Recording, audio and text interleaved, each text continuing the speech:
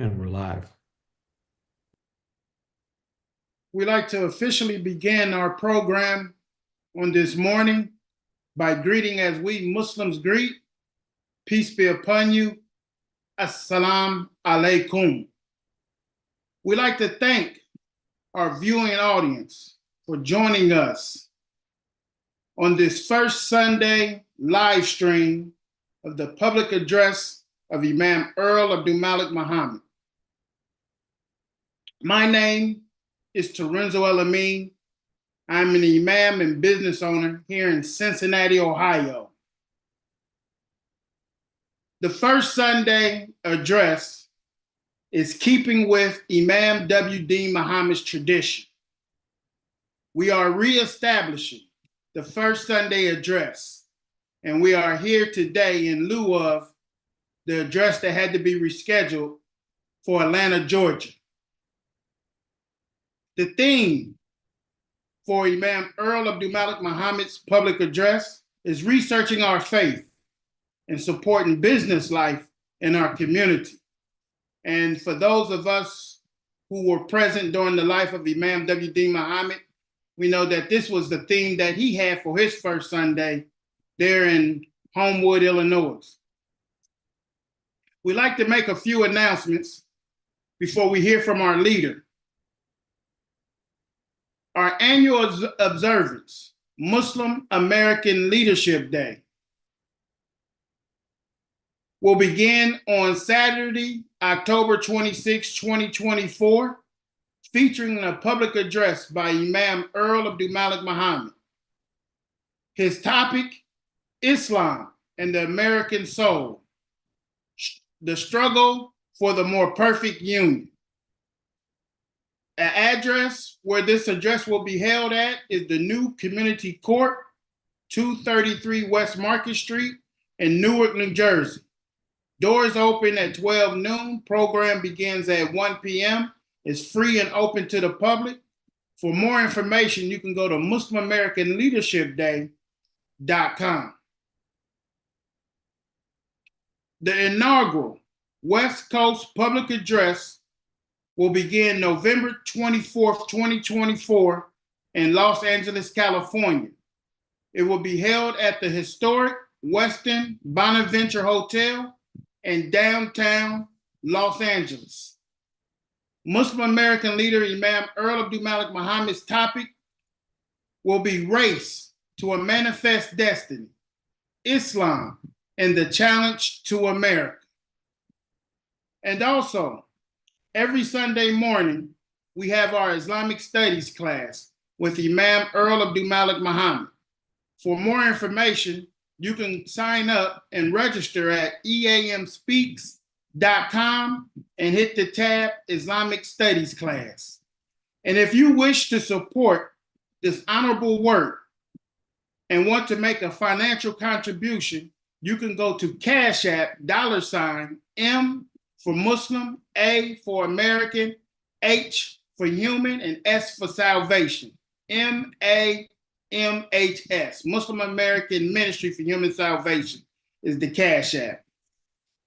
Now I'd like to introduce the special assistant and representative to Imam Earl Abdulmalik Mohammed, the very productive Imam from Los Angeles, California, Imam Ibrahim El-Amin.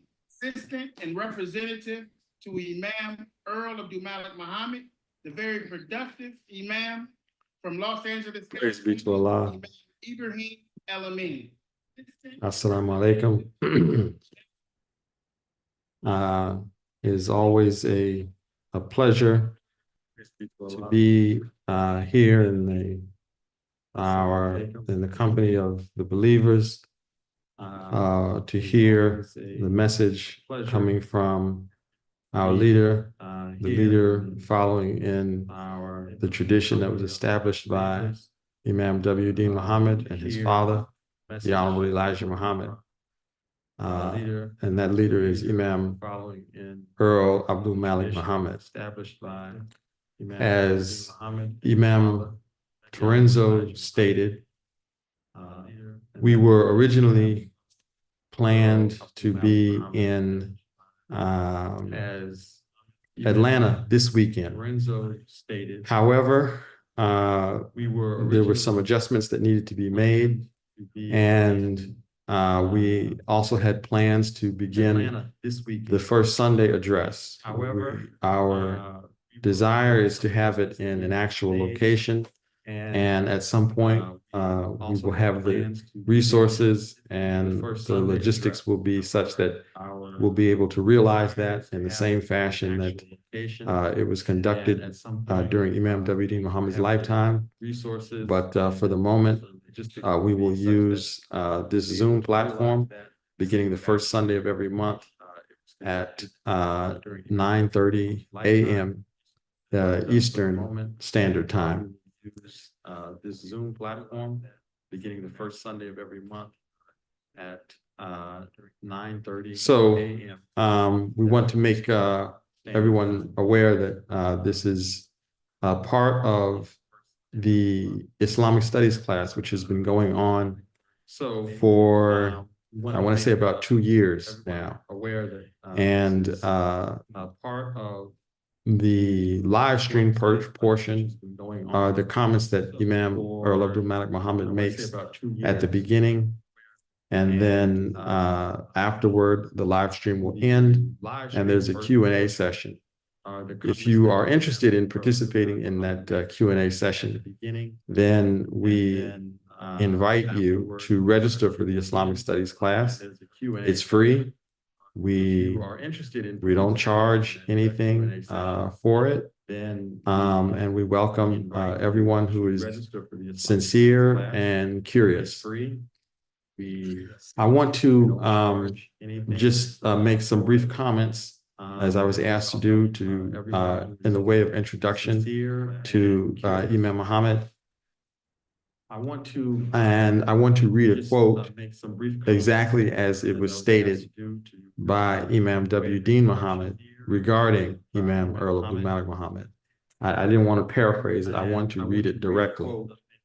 Exactly as it was stated by Imam W. I have to acknowledge the man who has done more than any other person to help me get the correct picture of Muslims and Imam W. Deen Mohammed to the public of America and the world. My son, Abdul Malik, Earl Abdulmalik Mohammed. I thank God for him. End quote. And this was stated at the 2003 Islamic Convention, which at the time was the largest gathering of Imam W. Deen Mohammed's following. Islamic Convention. There's a lot in this statement to be understood and appreciated. And this isn't the only public comment that Imam W. Deen Mohammed made regarding Imam Earl Abdulmalik Mohammed, nor about the future leadership and direction of his community, because even though he was speaking in the present, if we know our Imam W. Deen Mohammed, we know that that wasn't the only time frame that he was referring to, or that his knowledge or insight could be applied to. The quote suggests quite plainly that the picture of Muslims, Muslim commitment, and what Muslim life is was distorted, in addition to what his intent was, that the clarity for it, the clear understanding of it, was not accessible to not only the United States, us here in the United States, but to the world as a whole. And that in order for that picture to be corrected and presented properly, there was special help that was required, and that he no doubt asked Allah for and prayed for, and Allah answered his prayer, and he was grateful to Allah for answering his prayer. in terms of sending him this special help. So regardless of what others may say, Imam Muhammad sat him down, or Imam Muhammad did this, that, and the other. We have to, if we are sincere followers, we have to first and sincere Muslims, take into account the word of Allah, the example set by Muhammad the Prophet, and what we have as teaching and understanding of that from Imam W. Deen Mohammed. So if you are saying that you are a follower of Imam W. Deen Mohammed, or you're seeing yourself as a follower of Imam W. Deen Mohammed, as a student, as is often stated, you're identifying with his leadership and its direction and its focus, then you must take into serious consideration what he said about the man who now succeeds him, and set aside what others have said and give careful thought and consideration to what is plainly before you, both in terms of the record of work, the record of leadership in the past as well as the present.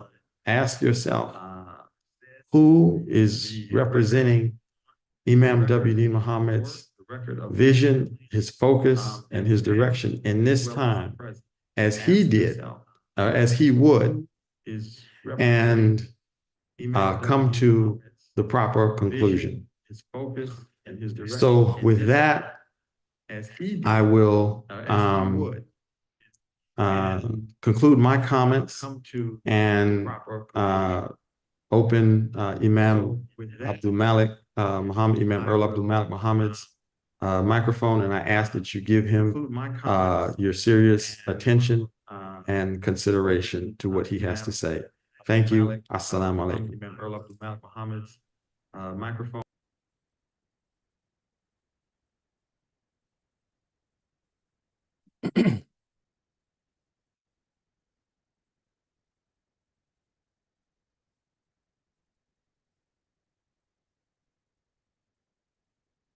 Peace be on you.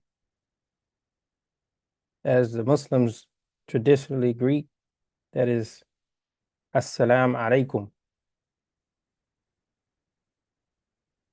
It is our honor and our pleasure to have this opportunity to address you in an address that takes from the history of our community, where our late leader, Imam W. Deen Mohammed, the son of the Honorable Elijah Muhammad, established a monthly address from his residence, the city where he lived in the southwest suburbs of Chicago. And he did this for the last at least 8 years of his life. So we're appreciating what he left us as a way to reach our people. And certainly we are thankful to God for the improvement in technology where we can reach many more than in one setting, in one physical setting. We have the ability to reach many at one time. So we are thankful for that opportunity, and we are hopeful always in the promise of God. We make our efforts and we look to him for the results that are in line with what he has planned for us and for all people, for all mankind.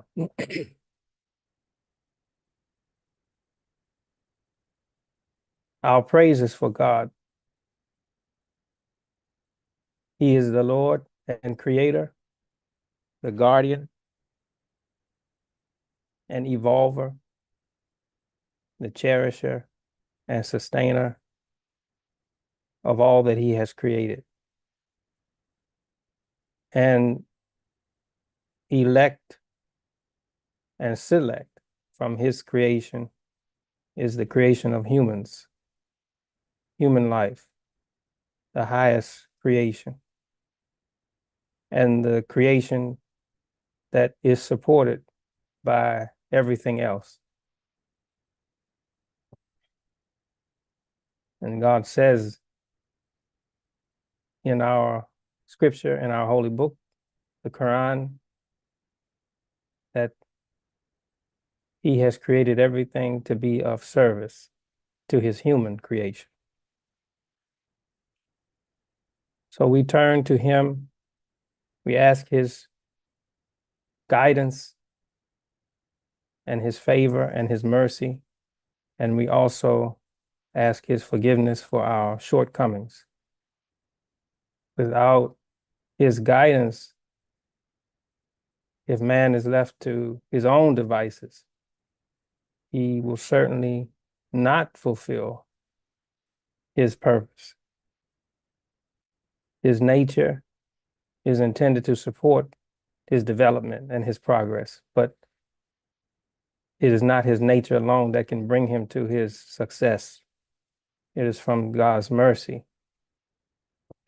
and his guidance, and his guidance is mercy. And Muhammad, to whom the Quran was revealed, is called the mercy to all the worlds. And it is because he is the example of obedience to that guidance. He is the exemplar of the best and model human life, human existence. So we witness to the oneness of God, that we join nothing with him in his rule of everything that he has created. This is our declaration and our witness. And we witness this along with the other peoples of faith. And they have different ways of expressing this recognition of the one Lord and Creator.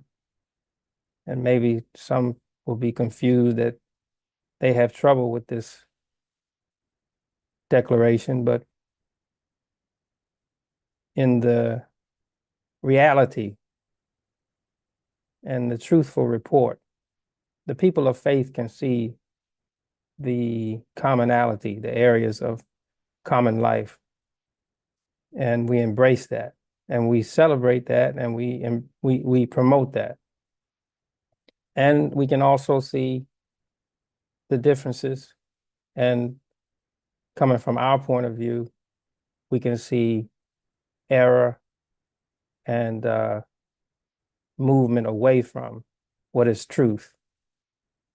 But we're not invited to emphasize that above what we know to be commonly held principles, and particularly the centrality or the concentration on faith.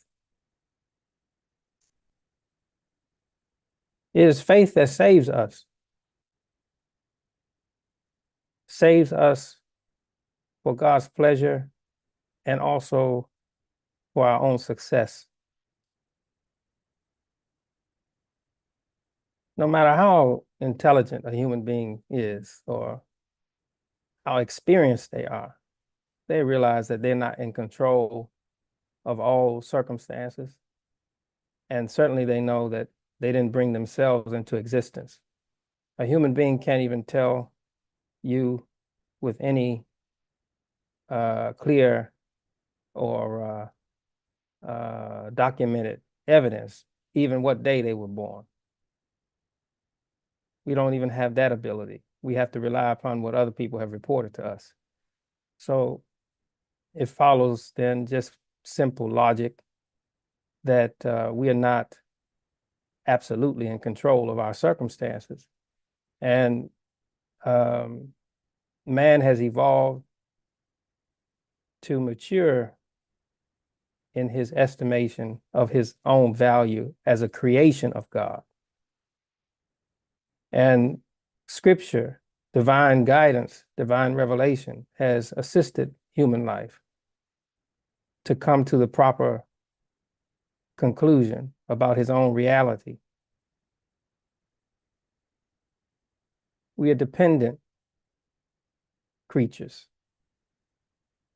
And there is a measure of independence, and that measure of independence is associated with our cultural development and our pride. But ultimately, the successful people in the plan of God and in the direction that God wants human life to go are those that acknowledge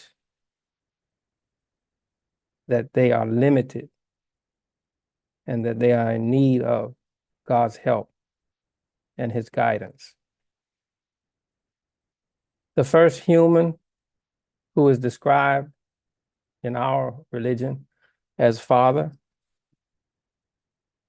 Adam, he was established in dignity and value and worth, and he was seduced out of that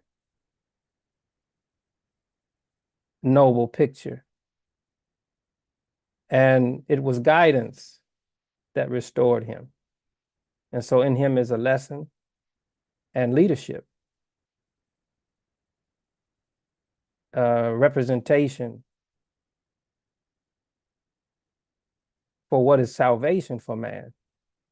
Salvation for man, for human life, is faith.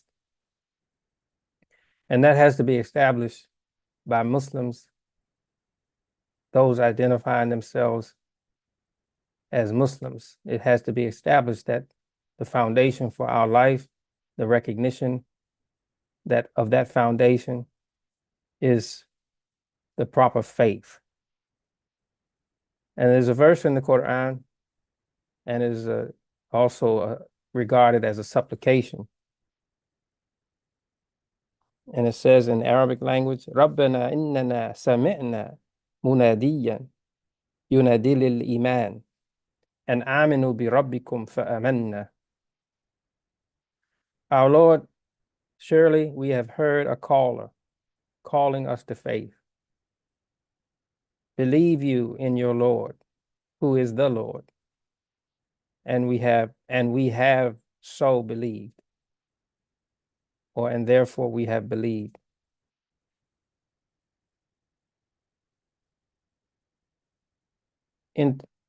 Essentially, the religion of Islam, al-Islam, as called in its formality, is a call and an answer to faith.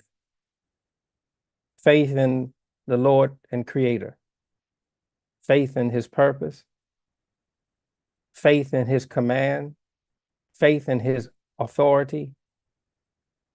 Faith in his mercy. Faith in his guidance.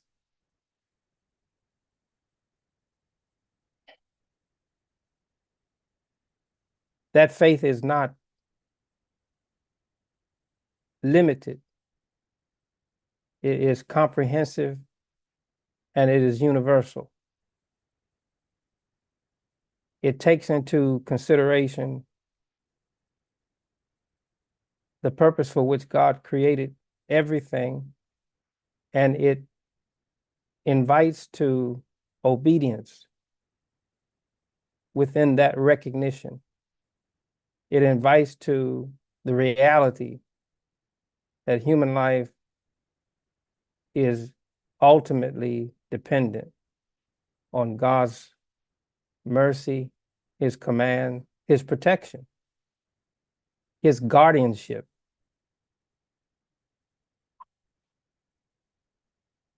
The successful human communities align themselves with faith. No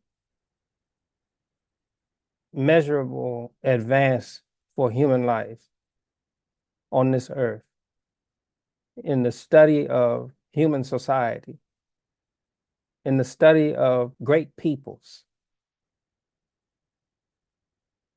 is separated from the reality of faith in those people as identity. The achieving societies are associated with faith. There may be conflict and shortcomings, as is the reality for human life. But the achieving nations, those societies that are a beacon for human progress, are associated with faith.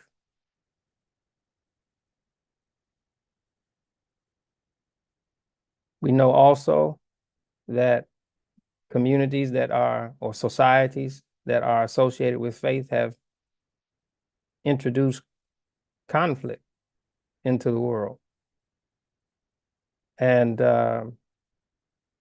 distress.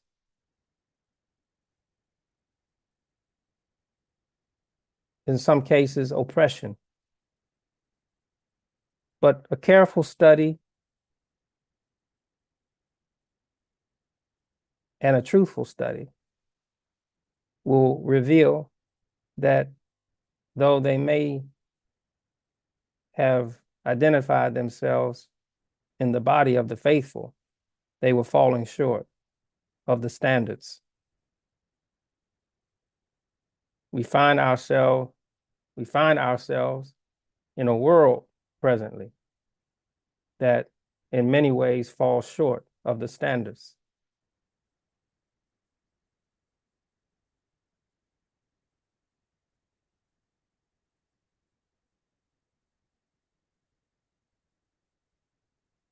Moral compensation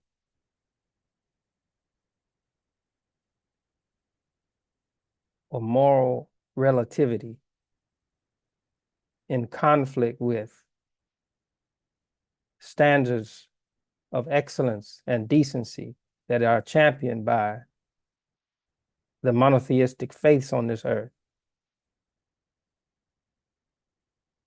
are responsible for the difficulty that human society faces.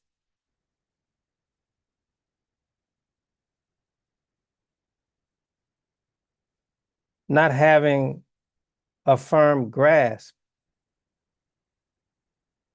of the essential moral concerns regarding the value of human life, not having a firm grasp of how the disciplines of faith identify the value of human life, is troubling human society all over this earth.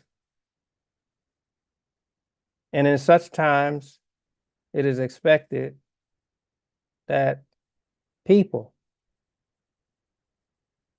recognizing the dilemma and the shortcomings and the difficulties, that they research again their faith identity, and in the spirit and nature of man's progress, they recommit themselves to the truth of faith. And faith evolves as recognition of principled life, principled reasoning, principled conclusions that don't favor one group over another, but wants to identify that which God has created as the commonality in man for the purpose of man's progress and for the purpose of correcting his troubles. As I said, Adam, our first ancestor and father, as he's called in Islam, was a noble, honorable creation. That is his fundamental identity, a creation bearing honor. But he was troubled, and circumstances troubled him. He was seduced out of his natural honor. Such is the condition of man on this earth. And what is the salvation or solution or remedy? It is the embrace of faith, again, in human leadership, in human society, in human communities everywhere. And so where we see movements toward moral rule on the earth, and those movements are associated with faith in God, then as Muslims, knowing what is the direction for human life that God intends, we should support those things. And when we see the opposite of that, we should withdraw our support. So when we look on the earth, everybody is not our friend. If we are surveying the world, not that that's all the time recommended. It can burden the spirit. But if we are in that thinking, surveying the condition of man on the in the world, we'll find that every society is not our friend. There are those that are opposed to the good interests of man's progress and respect for human life on this earth. We are not to treat them as our friends. They are not our friends. They are the enemies of human life, the enemies of human progress in the direction that God intends, the enemies of moral rule, the enemies of the ethical establishment and the throne of ethical leadership. They are enemies to it. And if we are to enjoy the favor and blessing and protection, guardianship of God, we have to know how to discern what our faith invites us to and how we are to position ourselves with relation to those that are opposed to faith.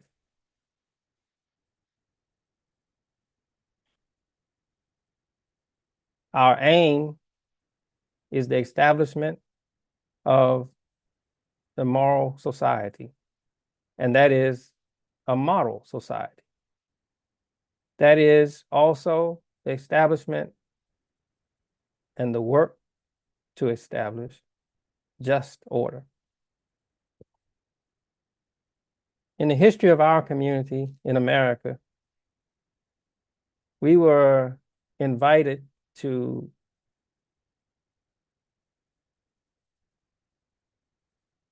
define Islam as freedom, justice, and equality. And the teacher of the first leader of the Nation of Islam, Elijah Muhammad, his teacher, said to him and put into the kind of catechism that formed the foundation for education as to what is proper Muslim identity, that he came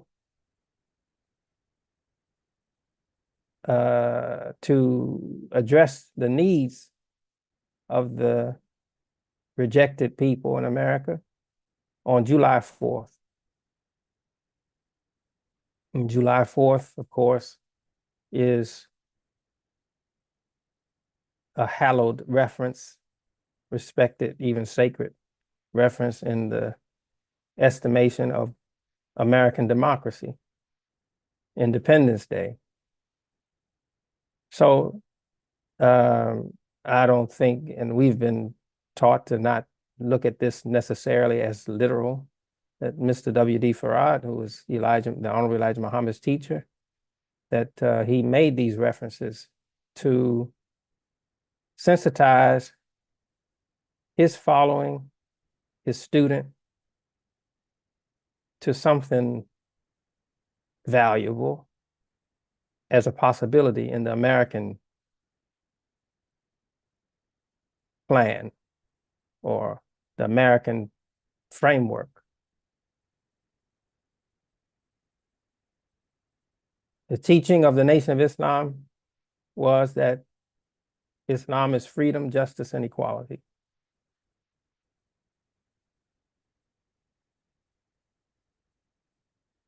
It took some years for the references to be found and identified from the scripture of Muslims themselves to support some of the teaching of the Nation of Islam.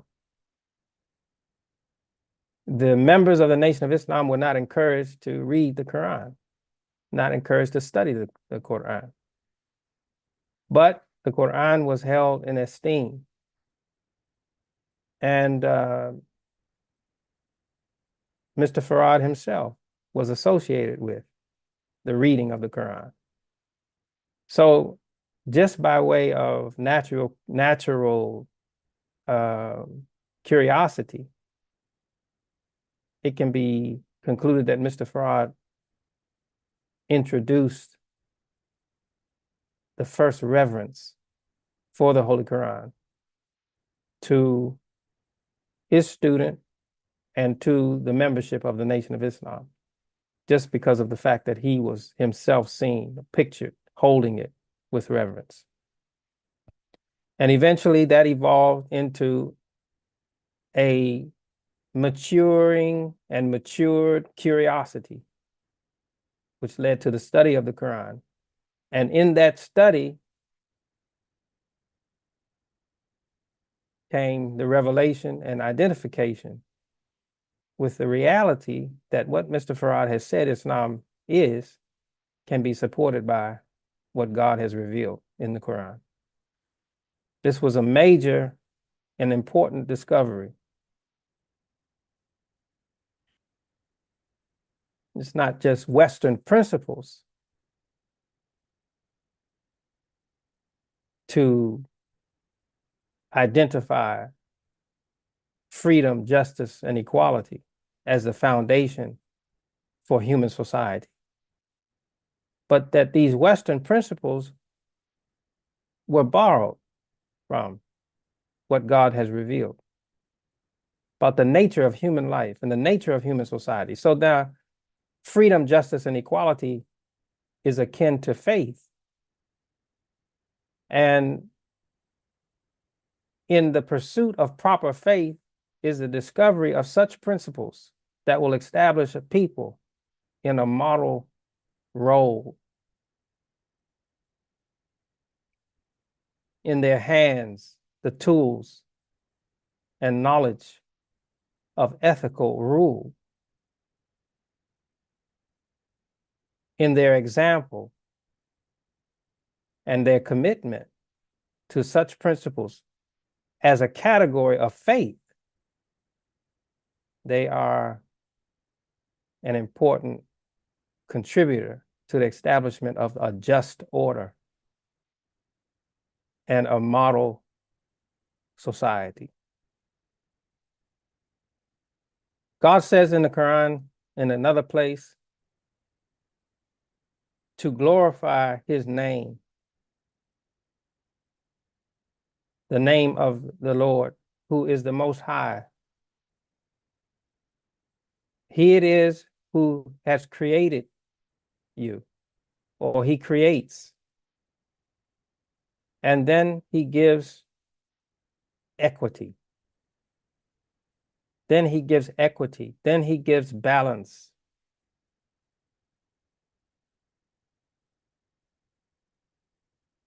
The fundamental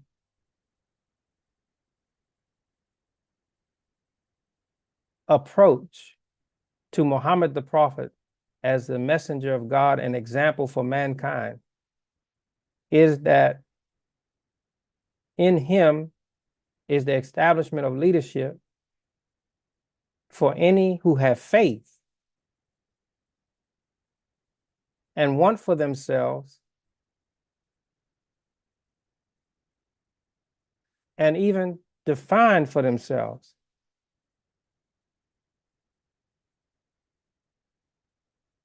the character that develops from a people who are in a covenant responsibility with God, that they are wanting to be qualified by accountability to God, that their qualification for rule and for leadership is that God approves them. Their qualification is not just knowledge, but even above knowledge is the proper intent, the proper regard for what God has planned. And they search the dignity of man. They search the value of man.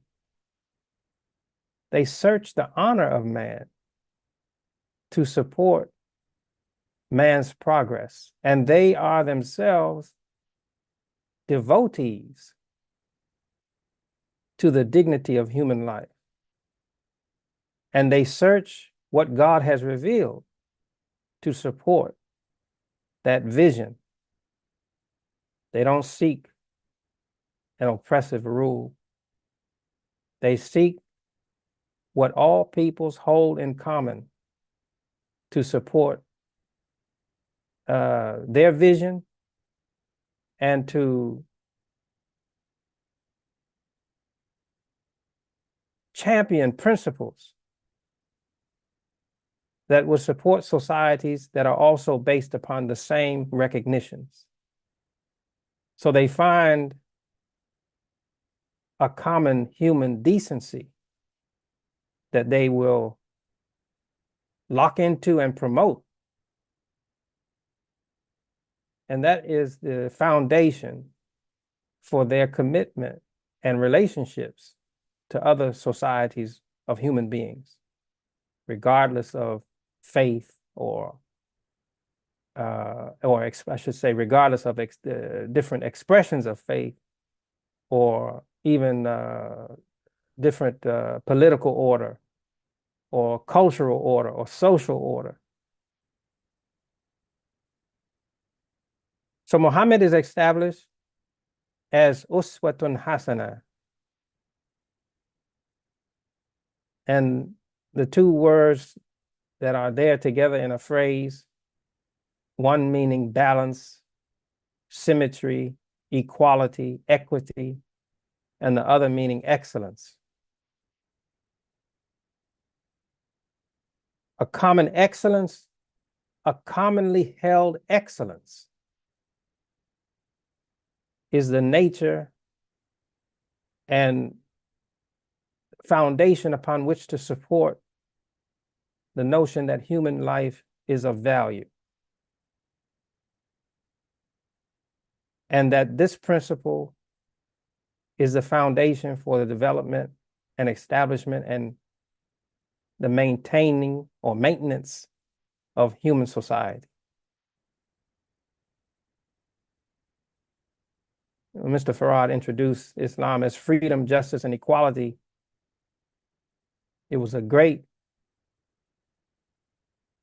profound influence and an accurate representation of Islamic life.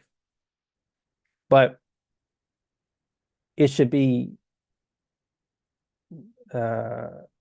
appreciated in its role also to establish a people for their purpose in a troubled time in the life of this world, to point to the principles that uphold an ethical rule. So if we're wanting to discuss the value of faith, and in that context, or the importance of faith, and in that context, what Muslims believe and what Muslims want, we believe in the Lord Creator, and we believe in the dignity of human creation, and we believe that God has created humans in a common picture, and we believe that derived from the recognition and respect for that common picture are the principles to sustain, develop, govern, and point in the direction of progress, human life, and human society. And if you are, or we are, separated from the proper vision in that direction, that divine guidance, what God has revealed, will save us for that purpose. And we are empowered, as this verse goes on. We are empowered by our original human purpose. But knowledge of that purpose can be mishandled. And to correct the proper focus on that purpose, its direction, its conclusion, its fulfillment, then there is the necessity for divine guidance. A people holding these principles as identification of who they are a people that have been devoted or committed to this covenant relationship with God. There is no other destiny for such people than to be the champions of ethical rule on the earth. And we can define those people as a select people. We can characterize them accurately as a special entity. The history of our community in America is unique in the development of Muslim societies. If you compare the history of the development of Islam among the African American people to Muslim societies around the world, you'll find some common themes, but you also find a singularity in their experience. There has been no people on the earth in the history of man that were so identified to be separated from human supports, human recognitions, and not just in the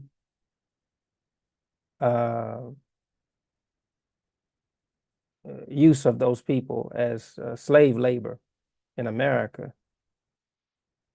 But the scheme to make them believe that they had no purpose and they were fit for nothing more than that role, reducing them thereby, in their own estimations, as a subhuman,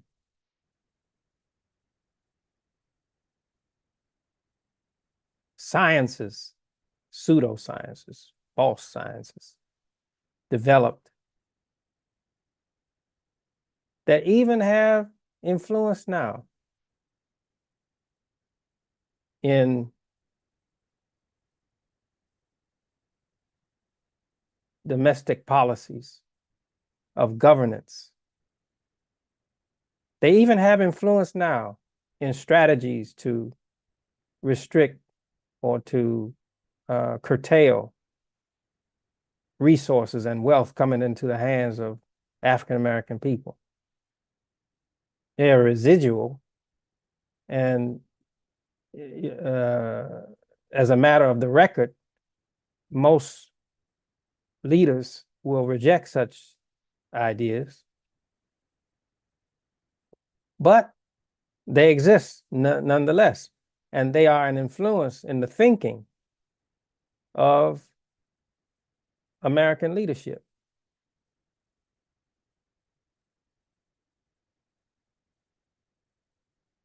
The idea, the influences, the inflation,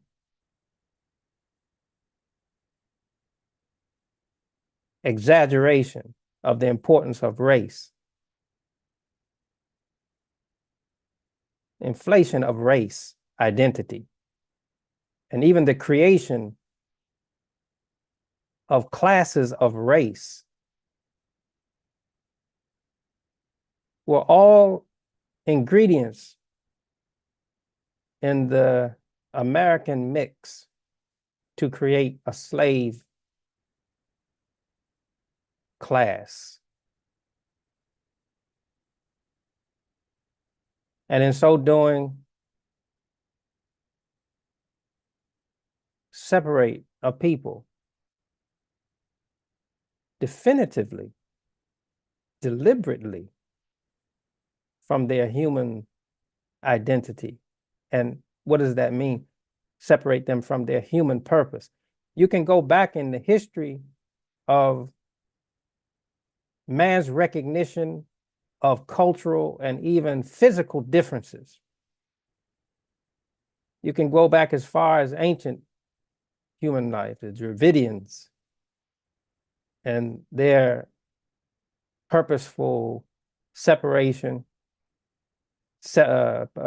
purposeful intent to identify and separate people according to skin color. And you'll find movements on the earth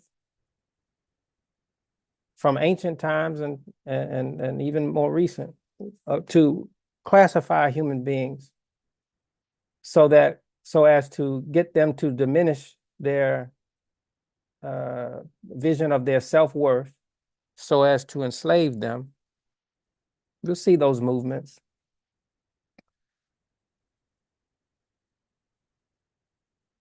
But never in the history of mankind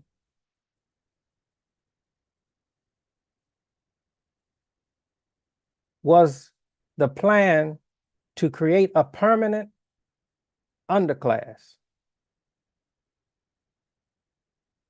with the strategy, or by use of the strategy, to separate them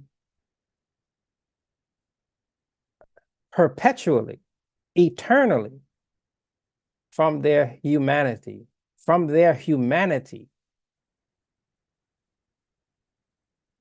It is the human person that God created as the steward of creation.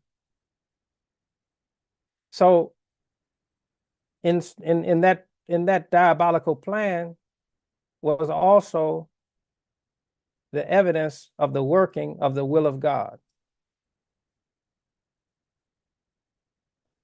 It was inevitable that within the plan of God, that such a people would be deserving of God's attention.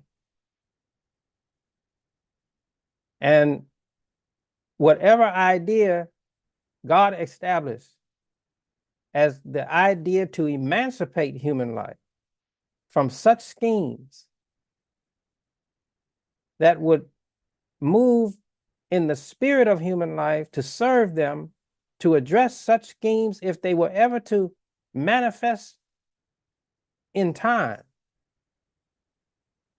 ever again, that there will be a people established in knowledge, in spirituality, in culture, in political vision, in economic vision, in every discipline that supports human life in human society for the purpose of realizing a human destiny, that God established a people purposeful for ethical rule as a model in the tradition of what he established in Muhammad the Prophet as a model human individual, appealing to human life to establish a human model society.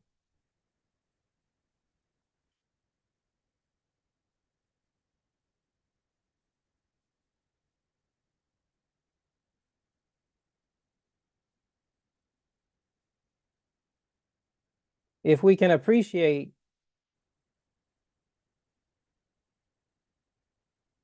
what I have just said, then America's troubles don't look as daunting, and the world's troubles don't look as daunting, because we recognize that within the reality of this people is an antidote. However complex, the remedy exists. And it exists in a select people, qualified by their experiences to be sensitive to schemes against human value and human progress, and to be aligned with faith, to be identified as a people of faith, and to grasp and promote principles derived from faith that enrich them, point them to a purpose to serve human life in its progress. That they are more sensitive to the schemes that deliberately attempt to separate human life from the purpose for which God created it.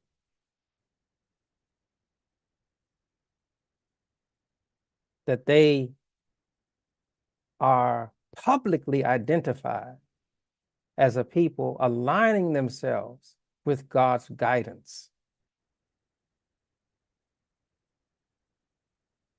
I'm speaking of America. I'm speaking of the African American people as womb environments to produce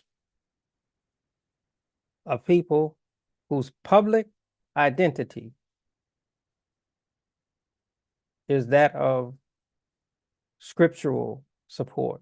Scriptural support.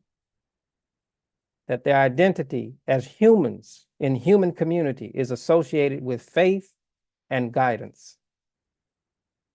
And that within the values promoted in their faith and in their guidance, they have identified public moral and ethical principles, freedom, justice, and equality.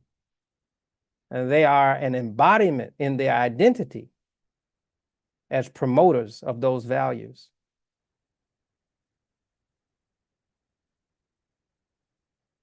We look at the world presently, and we can see communities of people that are being deliberately assaulted. And one such people we know are the Palestinian people. And we have said that our address to their condition has to do with, is centered upon, not the pursuit of state or distinct nation. They are already that. They are already a distinct people, deserving of political recognitions by the family of nations on this earth.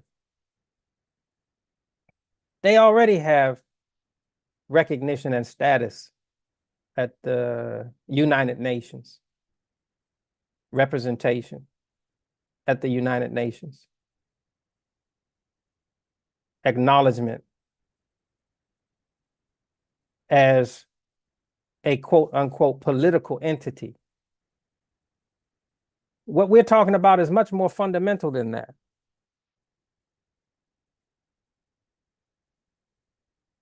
This lapel pin that I'm wearing, that many of you all have, that are associated with us, is a recognition of the value of our identity as a people in support of the Palestinian determination.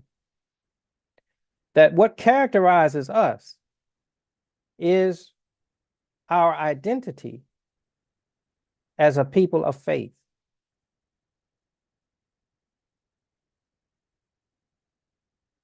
And within that identity, a recognition of the principles that uphold a vision of human life as a commonly held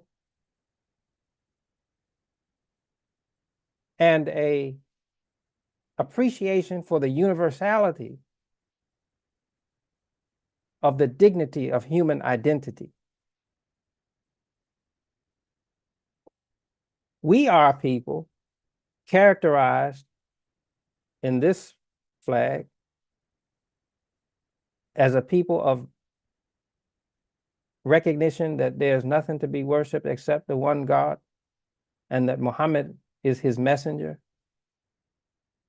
as given in a book of guidance that is intended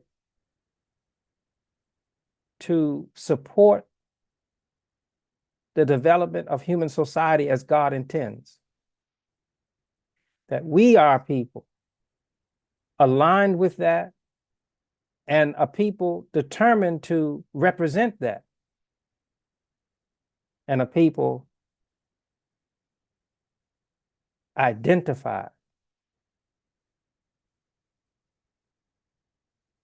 characterized as upholding that. We are a people determined to establish ethical rule based upon recognitions that are commonly held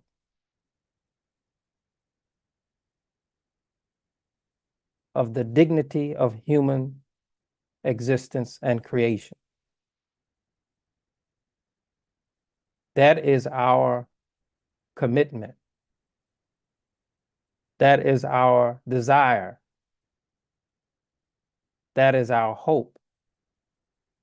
That is our devotion. It defines us. It identifies us. We stand upon it. And it is our public voice to address every violation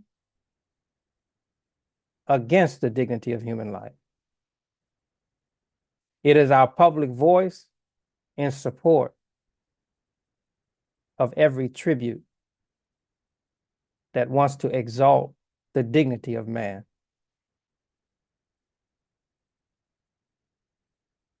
And in it, within it, is a tradition of leadership.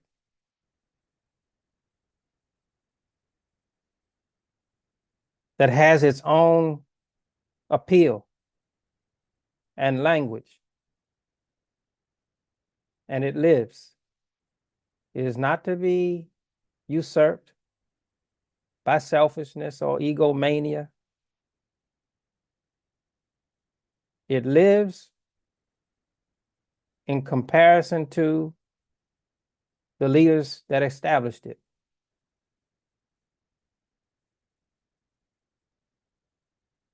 The intent of Mr. W.D. Farad, the works for establishment of a people in an identity of his student, Elijah Muhammad, who we refer to as honorable in the same way that all human life is honorable, but also as to speak to the strategy to dishonor the people that he was associated with or belonged to. And that public commitment I'm speaking of was put into critical, focused, insightful language. Critical, focused, insightful reasoning.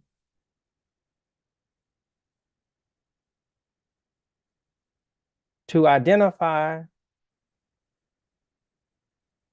core faith principles.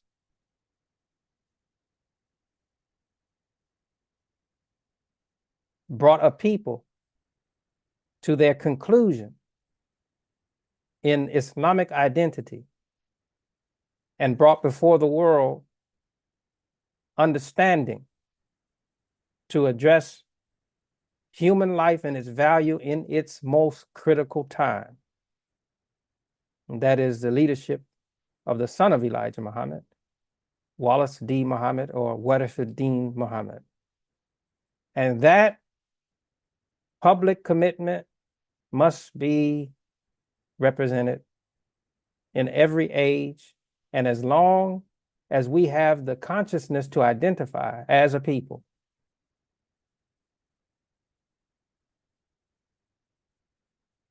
There's a story associated with the abandonment of what I have just described, which explains our recommitment to it in a public way,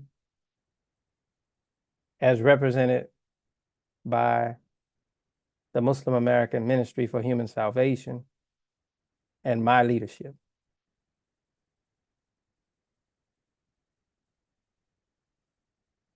So we will conclude with that.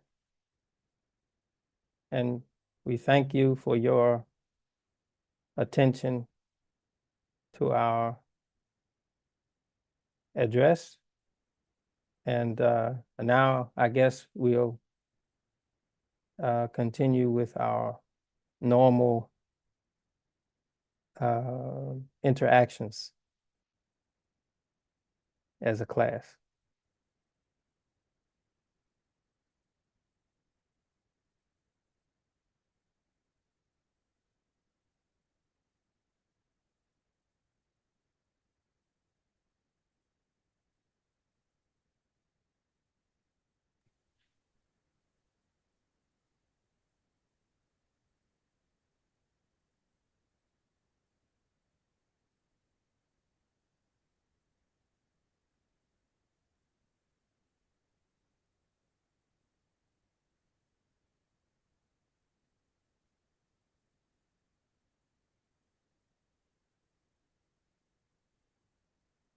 Praise be to Allah. Thank you, Brother Imam, for those comments, and thank you to our listening audience that is joining us via YouTube, Facebook, and X, which is formerly Twitter.